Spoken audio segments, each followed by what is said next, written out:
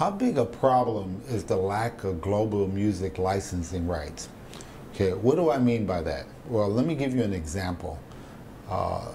Today, whenever you listen to a particular artist, they may be licensed to that music service via Universal Music in the United States.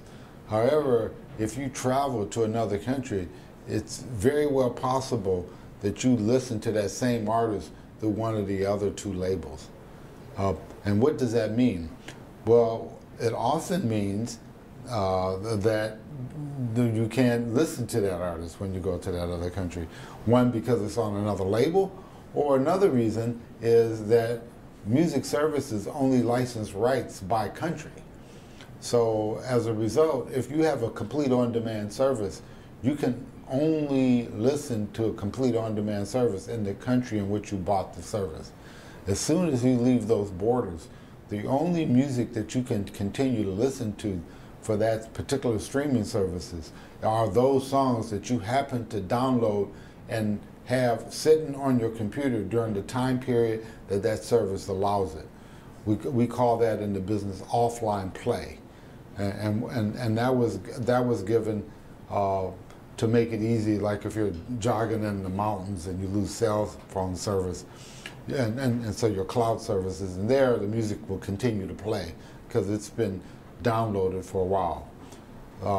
The problem with these types of rights or offline rights is that the labels typically set a time frame on when you can have the music downloaded, typically only the length of that subscription, which is never more than 30 days. So if you're on a trip for more than 30 days, you lose the rights to all the music anyway. So is global music licensing rights a problem? Well, absolutely. And why? Well, it's a problem on two sides.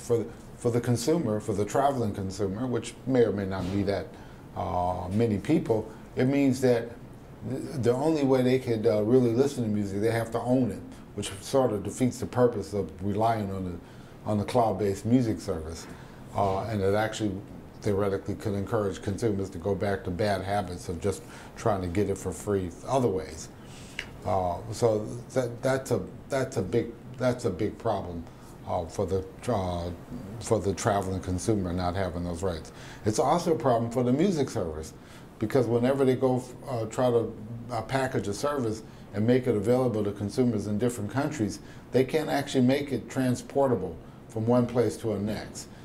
It's very difficult. It's a technology challenge, it's a licensing rights challenge, it's an accounting challenge. It's a huge, huge problem.